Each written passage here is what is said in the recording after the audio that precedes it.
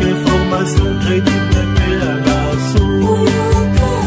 Et ça l'est nous n'a pas au bilomi. À Austin, à Catalogne.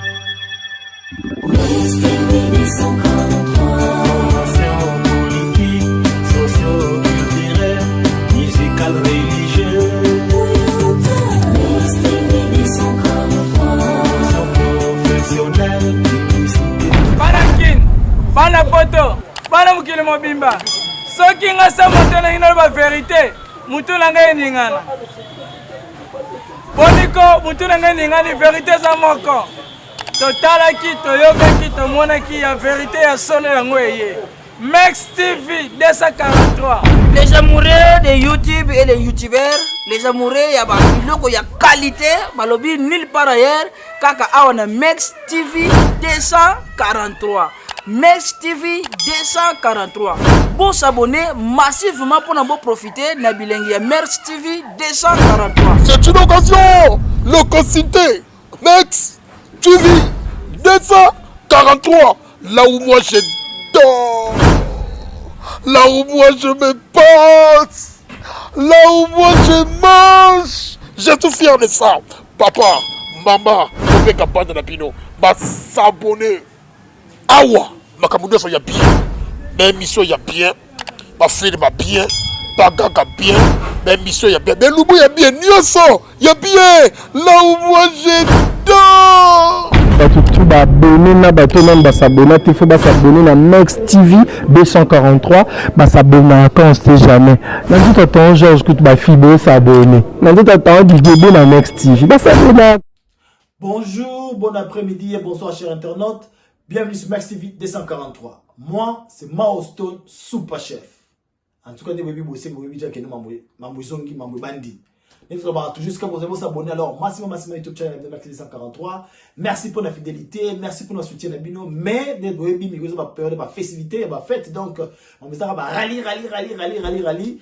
Les autres ont ça là, et aura des messages en ça là, des messages en ça là, mais ça, tout ça moi autrement. Tu changes ma formule mon qui. Maintenant on va examiner tout ça dans tous les cas. Oh isa soso, le doba soso ko lemba ya pété, will quitter plus verra pété mais ça soso. Donner ça boye tout ça là mon poulet rôti. Mais tout ça là ni tout ça là. Soso ya ngoyo. Ah la ça va oh isa beurre na ngai, beurre ko servir biso pour na iloko tout ça là. Ah tout ça na persil na biso na paprika na biso. Oyo ezali assaisonnement pour la barbecue, mais tout ça là on a la sauce, on a viande, ni sur ça là ah tout ça na bouillon na biso et tout ça na black pepper na biso wana tout ça pe na herbe na biso wana tout ça pe na film na biso wana donc yango bilo tout ça là pour la assaisonnement donc on les a beau sans plus d'aller tout les cas on a action voilà c'est que tout ça l'assaisonnement na biso. Dès la lobaki, donc tout ça pour le rôti, mais aussi l'assaisonnement.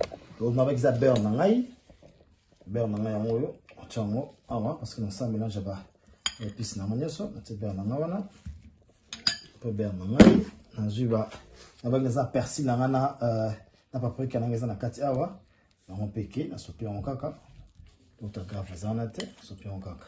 Donc on avec ça na assaisonnement pour la viande, poulet, tout.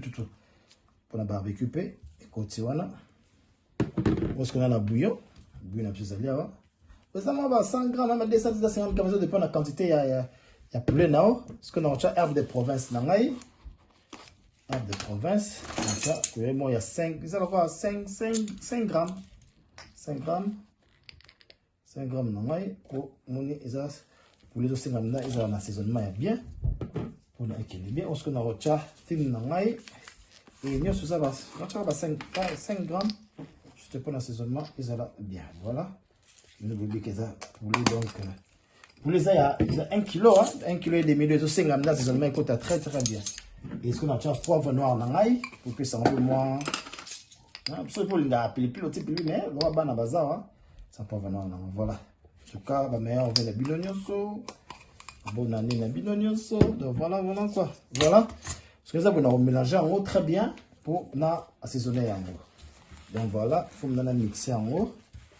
On a la sûre qui nous mixons très bien parce que c'est mélangé na beurre na nini sangana très bien. Maya chicken. Voilà. Alors si vous mixez ni nanga bien, ben ingrédients nanga c'est très bien. Sikoyo, assaisonnement yo le kande ni forme na pour ça sauce na biso za munene. Donc na choma na kati. Bendi mda poso. Bendi poso chicken na kati na do sauce ezo kende na do. Choma assaisonnement ko na kati pour épicer ko na kati. Pour ça on boité. Pour ça ma matata mingi. On met côté na kati. On met na kati na pour ça 1 kg na 1 kg et demi. Les appels à la rôti, on a kati. Bendi poso, on a assaisonnement de quotidien. Quotidien.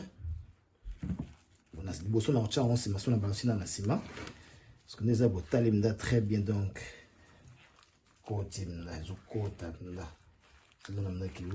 quota pour ce quotidien te goût et vos arts. Tout le monde a bendi poso. Pour et quota pour ce zone à la pour ce zone. Donc ce que nous tenons dans la ciment, bon zone à liboso.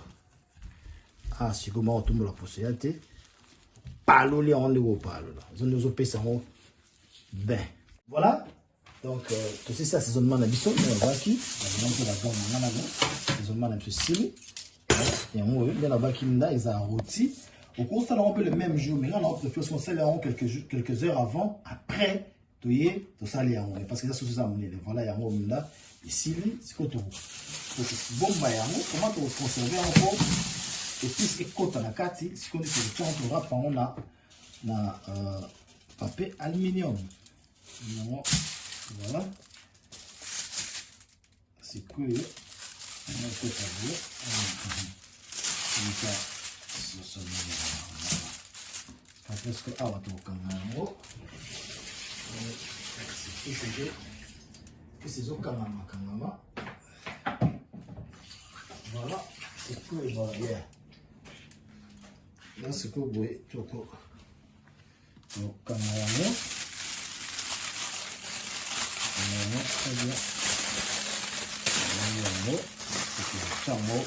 Très bien. Voilà, vous voyez, petit qui en haut, ce gros petit en haut, jour, mon gros petit en haut, 2 jours. Et voilà quoi. Voilà, chers internautes, il faut tout assaisonner, tout mariner sur son abisso, tout bon, il y a un moment que tu bon, tout zone. Parce que nous voit, est-ce que tu sentis que non, il fallait bien la tinango, il y a un ce que tu zone, pour a tout ça, ça, j'ai routine abisso. Voilà, il y a un mot,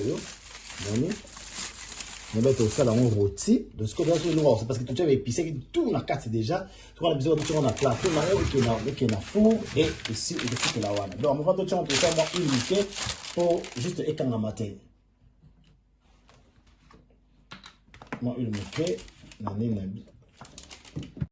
Voilà on a donc si que ici les bouilles de l'homme ça y a tout tient encore dans plateau, on là four pour te donner rôti là. Voilà. On est en haut, voilà, très bien. C'est pour le temps, pour que le four, et par matin, tu as une licolo, juste le colo, voilà, pour permettre de surtout, ils ont moins bien comment huile moquée, après bouillir, sur le quai bouillir c'est fini, qui n'en a four. Les abattus, ils ont moins 1h30. Allez, après, c'est fini. Donc, ce que nous avons vu, il y a une routine à biso. Ou tout salade, tout assaisonné, qui ont tout mariné, tout zélan, que le keton, tout zongi, ce que nous avons prêt, que nous avons four. Donc, nous avons vu, près d'on tout. C'est quand les gars, tout bim, ça n'a four. Bongo, tout le monde a nini écolé. Donc, voilà, tout zongi sinon. Voilà, chers internautes, nous avons tout un système à haka, tout ça, déjà routine à biso. Si koyo, tout ça là, rusti ya vegetable, on a l'accès bien, mais les aboyés, dans qui pour gagner temps, si on prépare qui on a 4 pommes de terre, on a 4 carottes, on a socoli yango, on a 4 yango, on a préparé, ce qu'on a assaisonné yango. Quand assaisonné yango, après tout on a four, vous avez 40 minutes, 45 minutes. Les abonnés, ils sont quoi mis déjà four sur l'ango très bien, surtout pommes de terre parce qu'ils en a pour sur l'ango très bien.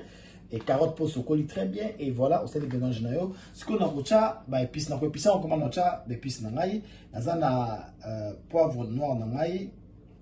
Na garlic na ngai awa donc na zara luwa pandi on va likolo za simple donc ils ont un simple numéro quoi saisonner en za te ola li sa moté au salon 3 heures avant so lingi pe maintenant en tout cas en conseiller bibliothèque pour les dans simple c'est très rapide voilà après c'est bon on a mon ra mo juste pour na goût hein parce que oui ba mon wa pesa la moi ils ont quand même problème ils ont mon wa voilà mon wa pour na prendre bien je tiens déjà partout quand on a parlé de mon wa na conseiller battu ça na mon wa mérité pour mon wa na beaucoup plus à la propre sauce au lit pour bloquer au lit voilà non c'est ce qu'on lit all na pona et quand maté quand bela bien quoi so parce que quand moi les colo na all na se parle les colo na boye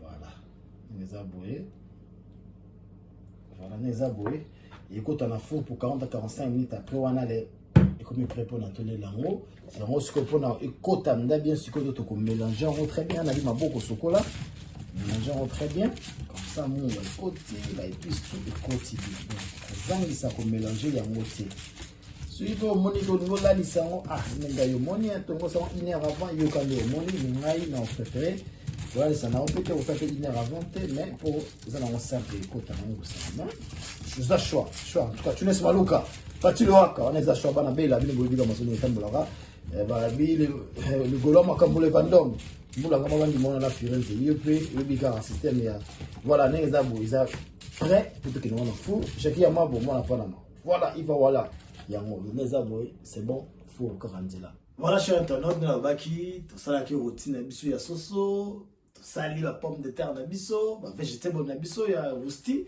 voilà ce que tu na suka na biso ya voilà on est to bengi rôti ya poulet na biso donc neza bodo torkos ya jeté pomme de terre rosti na biso ba jeté on a pomme de terre na mélanger ma carotte tout ya on a donc neza boy ils ont dalisé qui des dégâts national na ba toujours donc yo biga super chef donc yene ngazama Austin donc ayaka na ndenge moko ya matata quoi donc ndenge ayaka modèle ayelaka tu accepter na carte ndenge ebele.